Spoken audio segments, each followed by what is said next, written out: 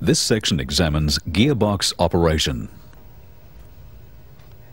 In a rear-wheel drive manual transmission, the splines on the input shaft engage with the splines of the clutch-driven plate.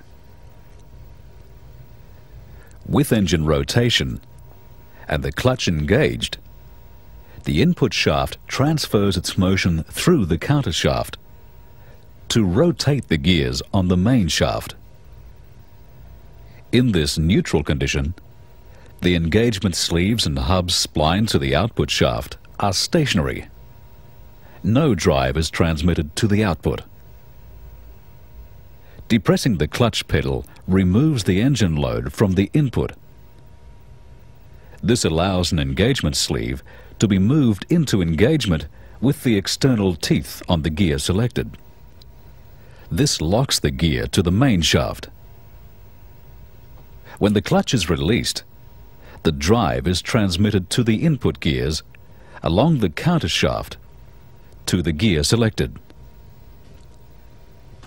Since this gear is now locked to the main shaft rotates and transfers the drive to the final drive unit.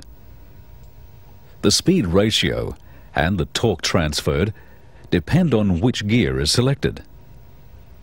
In this 4-speed transmission, first gear, the smallest on the countershaft, meshes with the largest gear on the main shaft to give first gear. This is the lowest forward ratio.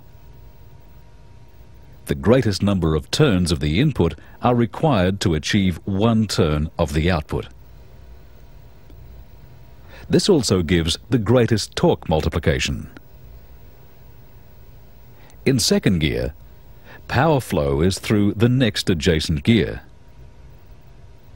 The difference in speed between input and output shafts is reduced. Fewer turns of the input are required to give 1 turn of the output, but there is less torque multiplication. When the engagement sleeve for third gear moves into place, drive is transmitted through the meshing gears at an even higher ratio. In fourth gear, the input and output shafts are locked together. This provides a direct drive with a 1-to-1 ratio, with no reduction through the countershaft gears. The input and output shafts turn at the same speed, and therefore there is no torque multiplication. The countershaft gears and their corresponding gears on the main shaft continue to rotate, as the countershaft is constantly in mesh with the input gear, but they do not transmit any drive. With the vehicle in motion, these gears will be turning at different speeds in relation to the main shaft and to the engagement sleeve, which is locked to the main shaft by the spline.